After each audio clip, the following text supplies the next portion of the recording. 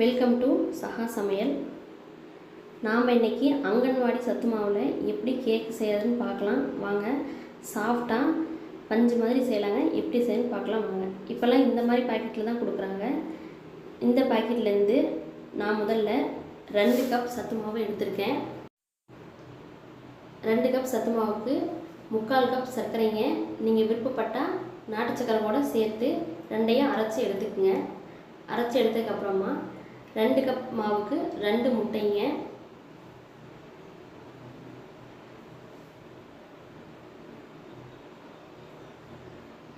அடுத்து 3 ஸ்பூன் எண்ணெய், refined oil use பண்ணிக்கங்க. எந்த வாசனையும் இல்லாத எண்ணெய் தான் இது கரெக்டாக இருக்கும்.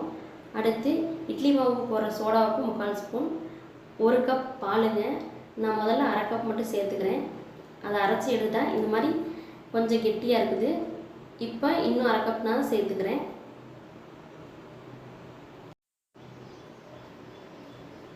அதையும் நல்லா அரைச்சி எடுத்துக்கினா இந்த மாதிரி பதத்தில் நமக்கு மாவு கிடச்சிருங்க. இதுதான் கரெக்டான பதம். ஒரு பாத்திரம் எடுத்துக்கலாங்க. சில்வர் பாத்திரம் இருந்தாலும் பரவாயில்ல, அடிக்கணமாக இருந்த போதும். இதில் 1 ஸ்பூன் எண்ணெய் விட்டு எல்லா பக்கம் படுற மாதிரி நல்லா தேய்ச்சி எடுத்துக்கலாம். இது மேலே நான் இப்போ பட்டர் சீட் வைக்கிறேன். பட்டர் சீட் இல்லாதவங்க மைதாவோட எல்லா பக்கமும் தூவி விட்டுறலாம். அடுத்து நம்ம அரைச்சி வச்சுருக்க மாவை இதில் ஊற்றிக்கலாம். இது நல்லா தட்டி விட்டுங்க. இல்லைன்னா அங்கே கேப் இருந்தால் உள்ளே வந்து ஓட்டையாக இருக்கும். அதுக்காக அப்படி தட்டி விட்டுக்கிறோம். நான் ஏற்கனவே குக்கரை 10 நிமிஷம் ப்ரீ ஹீட் பண்ணியிருக்கேன். அதில் இந்த மாவை எடுத்து வச்சுக்கலாம். இப்போ மேலே ஒரு தட்டு வச்சு மூடி வச்சுக்கலாம். ஒரு 15 நிமிஷம் கழித்து ஓப்பன் பண்ணி பார்க்குறோம்.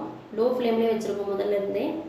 இப்போது இந்த சமயத்தில் நாம் முந்திரி பருப்பு போட்டுக்கலாம். நீங்கள் விருப்பப்பட்டால் பாதாம், பிஸ்தா, கடலைப்பருப்பு எது வேணாலும் போட்டுக்கலாம். உங்கள் விருப்பம் தான்.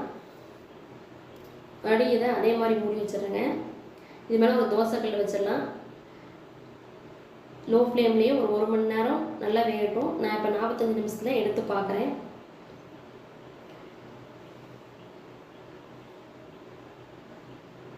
பாருங்கள் இது எந்த அளவுக்கு உப்பி வந்திருக்குன்னு.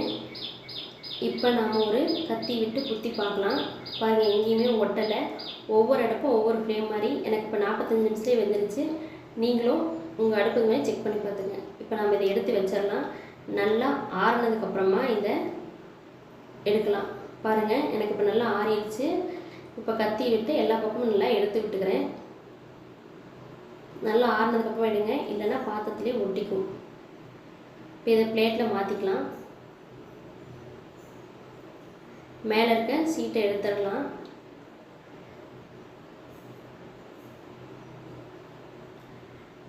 பாருங்கள் எங்கேயுமே வெடிப்பு எதுவுமே இல்லாமல் சூப்பராக வந்திருக்கு.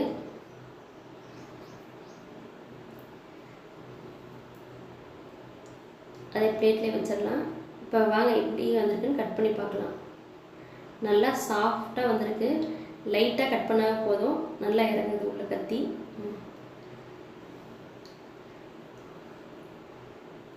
நல்லா பஞ்சு மாதிரி இருக்குதுங்க. நீங்களும் செஞ்சு பாருங்கள். சத்து மாவை வேஸ்ட் பண்ணாமல் இந்த மாதிரி செஞ்சு கூட குழந்தைங்களுக்கு கொடுக்கலாம். ட்ரை பண்ணி பார்த்துட்டு எப்படி இருக்குன்னு கமெண்ட் பண்ணுங்கள். இந்த வீடியோ உங்களுக்கு பிடிச்சிருந்தா லைக் பண்ணுங்கள். தேங்க்யூ.